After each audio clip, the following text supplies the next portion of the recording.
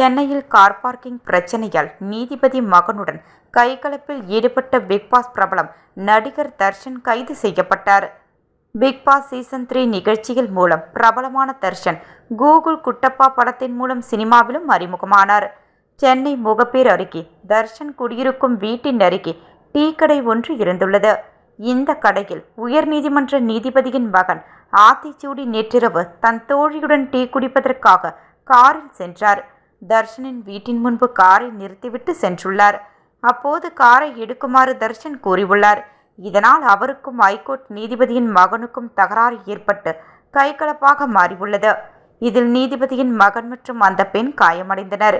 இருவரும் மருத்துவமனையில் சிகிச்சைக்காக அனுமதிக்கப்பட்டனர். இது தொடர்பாக ஜே நகர் போலீஸ் ஸ்டேஷனில் நீதிபதி மகன் புகார் அளித்தார். நடிகர் தர்ஷன் தரப்பிலும் புகார் அளிக்கப்பட்டது. இருதரப்பு புகாரையும் ஏற்றுக்கொண்ட போலீசார் விசாரணை நடத்தி வந்தனர். இந்த நிலையில் நடிகர் தர்ஷனை போலீசார் கைது செய்துள்ளனர். நீதிபதியின் மகன் அவரது தோழியை தாக்கியதாக பெண் வன்கொடுமை உள்ளிட்ட 3 பிரிவுகளில் வழக்கு பதிவு செய்யப்பட்டுள்ளது.